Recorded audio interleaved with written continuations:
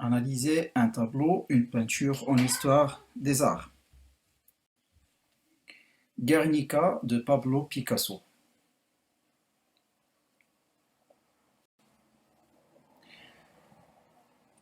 Présenter en quelques phrases l'artiste en incluant ses origines, ses peintures les plus connues et les éventuels mouvements dont il a fait partie. En ce qui concerne le tableau, quel est le titre de l'œuvre, son année d'exécution, le genre de l'œuvre est très important à préciser. Un portrait, une nature morte, une scène historique, un paysage. Quelles sont les dimensions du tableau et sur quoi est-il peint? Toile, bois, mur, tissu, etc. Dans quel contexte ce tableau a-t-il été peint? Aujourd'hui, quel est son lieu de conservation? Par rapport au contexte, quelle est l'ambiance économique, sociale et politique au moment de la création de la peinture? Quel événement, paysage, personne ont inspiré l'artiste? Le thème de l'œuvre, la description du tableau, quel est le message du peintre, que veut-il montrer? Quels sont les moyens mis au service de ce message? Quel est le sens de l'œuvre et qu'en retenez-vous?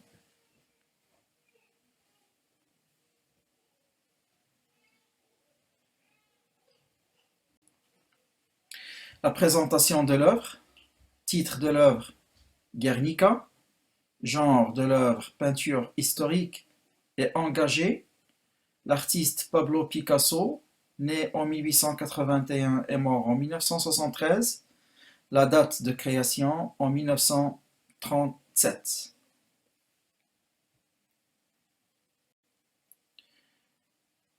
Où trouver l'œuvre? Guernica a été exposée pour la première fois dans le pavillon espagnol de l'Exposition universelle de Paris en juillet 1937. Longtemps conservée au musée of de l'art moderne à New York, l'œuvre est retournée en 1981 en Espagne.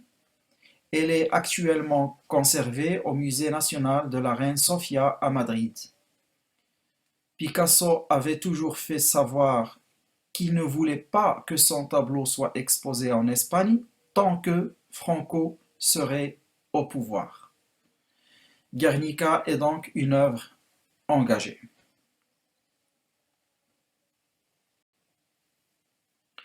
Repérage chronologique. Repérer l'œuvre et indiquer ses événements historiques proches susceptibles d'alimenter des liens, des correspondances entre les œuvres. Ici, le fil conducteur se situe au niveau de l'engagement par l'art et témoignages historiques.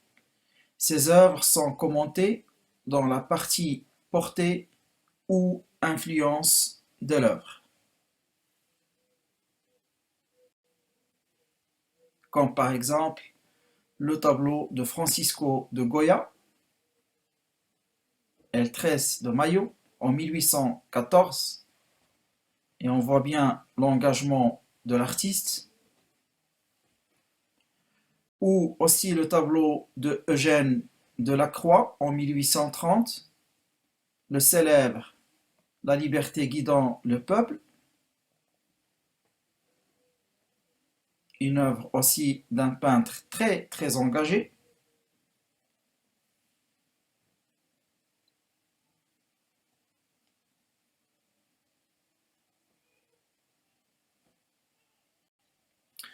Revenons maintenant à la vie de l'artiste, moment important de sa vie. Pablo Picasso a été encouragé dans sa vocation artistique par son père, professeur de dessin en 1901. Il s'installe à Paris et décide de passer le reste de sa vie en France. Il initie le mouvement cubiste, brisant les lois traditionnelles de la peinture occidentale. Les objets représentés sont aplatis sur la toile afin que tout leur angle soient visibles simultanément. Le tableau Les Demoiselles d'Avignon en 1907 inaugure cette technique révolutionnaire, probablement inspirée des arts africains ou arts premiers, tentée à un moment par le surréalisme. L'actualité politique le rattrape. Il s'alarme de la montée du fascisme en Europe et particulièrement en Espagne. La toile Guernica de 1936 est réalisée suite à l'annonce d'un massacre perpétré par les troupes de Franco dans un village du même nom. L'œuvre est vite érigée et symbole de la résistance.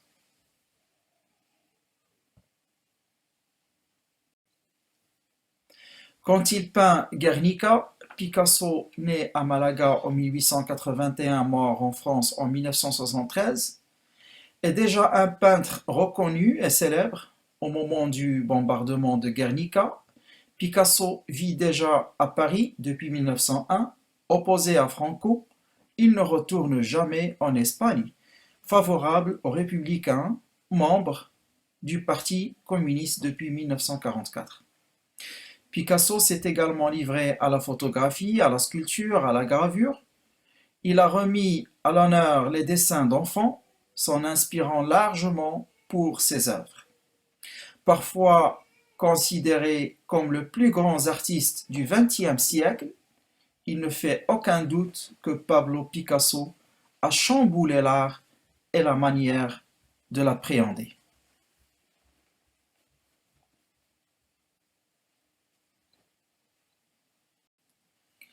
Par rapport au contexte historique de la création de l'œuvre, cette œuvre a été peinte en réaction au bombardement de la ville basque Guernica par l'aviation allemande au service des franquistes. La toile exprime toute l'horreur et la colère ressentie par Picasso à la suite du bombardement de Guernica. Sa réalisation commença le 1er mai 1937 à Paris, sous la commande du gouvernement républicain espagnol, pour être exposée le 25 mai, moins d'un mois après, donc, au pavillon représentant l'Espagne lors de l'exposition universelle de Paris de 1937. Après une période où il fut présenté à travers le monde de 1937 à 1939, pour notamment lever des fonds pour les républicains espagnols, la toile resta aux États-Unis, principalement au MoMA de New York, durant une quarantaine d'années en raison de l'entrée de l'Europe dans la Seconde Guerre mondiale et du refus catégorique de Picasso, engagé auprès du Parti communiste, que l'œuvre aille en France tant qu'une démocratie n'y serait pas effective. Cette œuvre est finalement arrivée en Espagne en 1981, après la mort de Franco en 1975. Elle est exposée au musée de la Reine Sofia à Madrid. Elle est le symbole fort de la fin de la dictature. La guerre d'Espagne et le bombardement de Guernica. La guerre civile espagnole éclate le 18 juillet 1936 et durera jusqu'en 1939. Elle oppose nationalistes et républicains.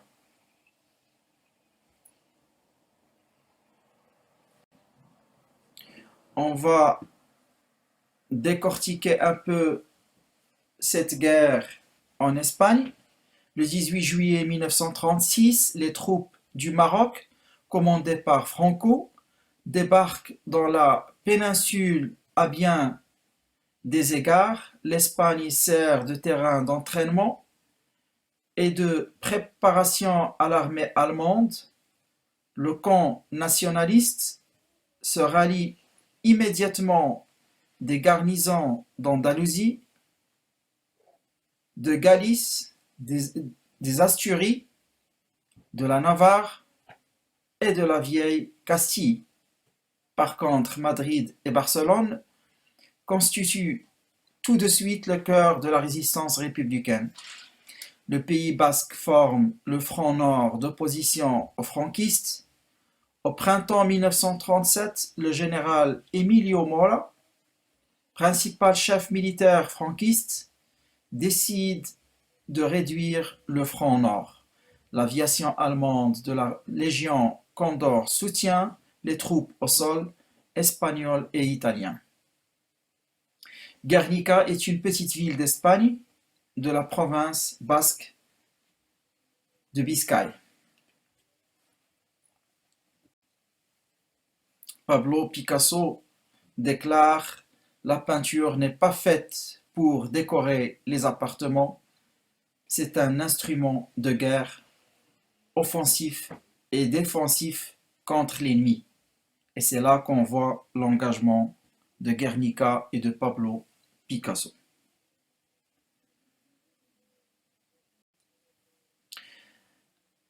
Un style, un mouvement, un courant, c'est toujours le cubisme avec Guernica. Le cubisme est un mouvement artistique d'avant-garde du XXe siècle, lancé par Pablo Picasso et Georges Braque. Et ça, on l'a déjà vu pendant ou durant la vidéo parlant du cubisme précédente, qui a révolutionné la peinture et la sculpture européenne, en plus d'inspirer les mouvements liés à la musique et à la littérature. Dans les œuvres d'art cubiste, les objets sont fragmentés, analysés et rassemblés dans une forme qui se rapproche de l'abstraction, au lieu d'un objet représenté et clairement reconnaissable et observé d'un seul point de vue. L'artiste montre l'objet d'une multitude de points de vue pour représenter le sujet dans un contexte plus large. Souvent, les surfaces se croisent au hasard, enlevant à l'ensemble sans sens cohérent de la profondeur. C'est une façon de dénoncer l'illusion de profondeur de la toile. Et c'est là qu'on voit le mystère du cubisme. Et pour comparer, voici une œuvre cubiste de Pablo Picasso, la guitare et violon, en 1912.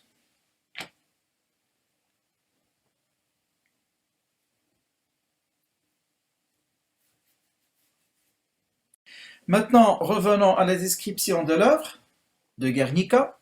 C'est une technique huile sur toile, dimension 3,51 m sur 7,82 cm. Sa grande taille fait que le spectateur y est émergé dans la toile, accentuant l'émotion et sa prise à partie.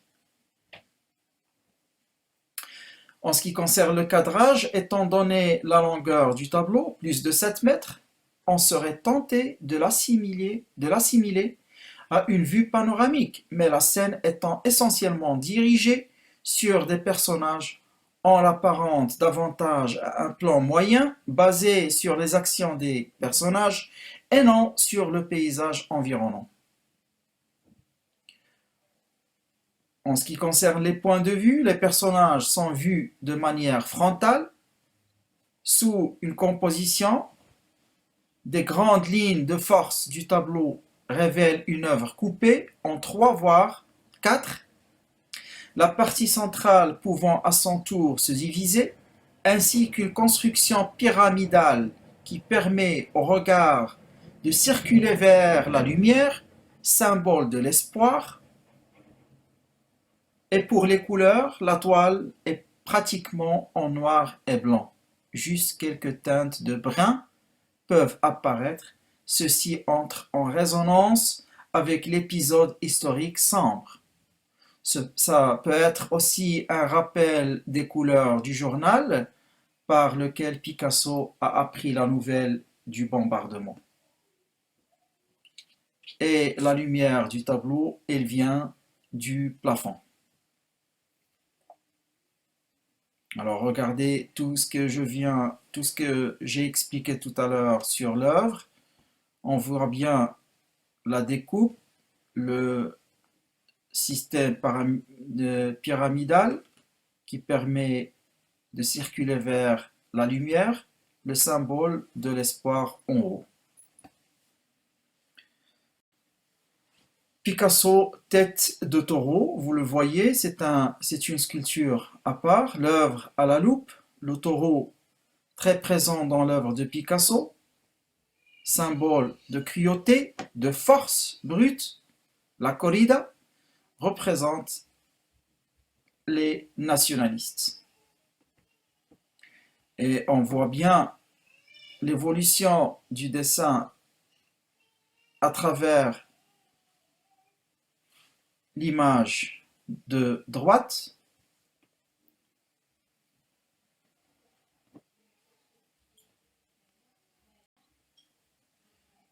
Alors là, il y a un détail du tableau Guernica, une mère qui hurle avec son enfant dans les bras. Ses yeux sont en forme de larme, langue en forme de couteau, ça veut dire la violence. Elle montre toute l'horreur du bombardement qui touche des civils innocents. C'est une expression très très touchante de Pablo Picasso vis-à-vis à la relation qu'on connaît tous d'une mère envers son enfant.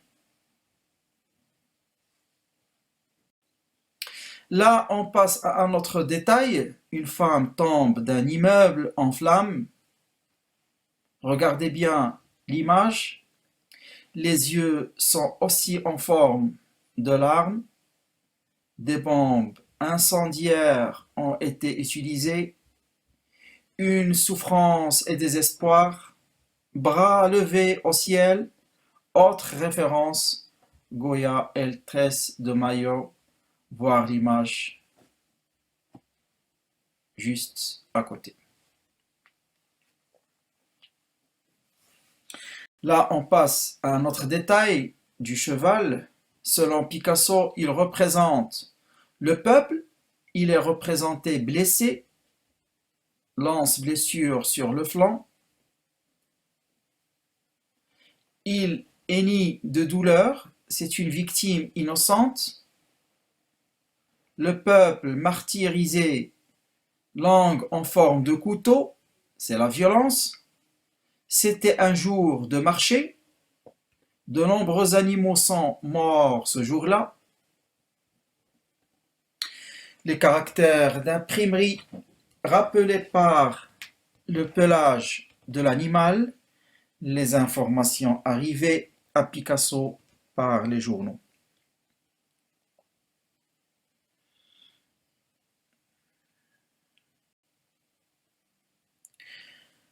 Là, un autre détail du soldat qui agonise, le corps est en morceaux, horreur de la guerre et en particulier des bombardements. Les traits sur les bras, blessures, il tient une épée brisée, c'est l'armée républicaine dont la résistance est brisée.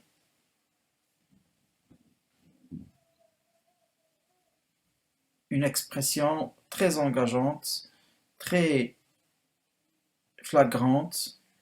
On voit bien que Picasso a pu bien s'engager à travers son œuvre. Un fantôme tenant une lampe, un autre détail, pardon, le monde faisant la lumière sur ce qui s'est passé, peut-être. Un autre détail de la femme qui boite, blessée mais survivante, elle rampe vers la lumière, corps disproportionné, des blessures, etc. Par rapport à l'ampoule, c'est l'œil du peintre, peut-être, une lueur d'espoir. Au contraire, ça peut être une bombe aussi.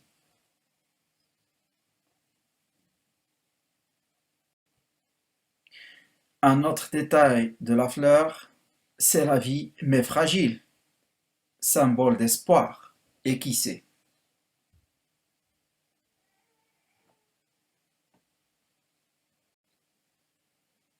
Revenons à la composition. Euh, mal- malgré une impression de chaos au premier abord, Guernica se révèle être une œuvre très travaillée. Le tableau se lit d'abord comme une frise de gauche à droite, puis on distingue une organisation en triangle à la base de la pyramide. Il y a la mort, représentée par le soldat, et au sommet l'espoir symbolisé par la lampe. Cette composition en triangle met en évidence une répartition en trois parties qui structurent le tableau. Enfin, on peut distinguer la partie basse du tableau dans laquelle les formes sont enchevêtrées, horizontales et qui évoquent la mort et le chaos, et la partie haute dans laquelle les formes sont au contraire verticales, plus espacées et qui expriment davantage la vie.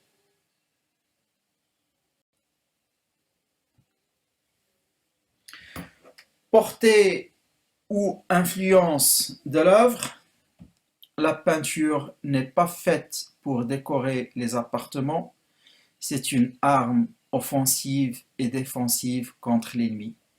Je l'ai tout à l'heure cité, c'est Pablo Picasso bien sûr qui l'a déclaré à propos de Guernica. Il est le symbole fort de la fin de la dictature. Et pour conclure, je vous propose ces phrases. Dans cette œuvre, Picasso veut dénoncer l'événement, il alerte et prend à témoin toute la communauté internationale. Pour que son message soit très clair, il accumule des symboles que tout le monde peut comprendre. C'est cette universalité du message qui fait de Guernica un tableau aussi célèbre. Pour cette raison, depuis 1985, une reproduction de Guernica siège à l'entrée du Conseil de sécurité des Nations Unies à New York. Il y a été placé pour rappeler les horreurs de la guerre. Il est un appel constant pour nous tous dans l'horreur de la guerre. Pacifiste convaincu, Picasso a toujours pris parti contre les horreurs commises.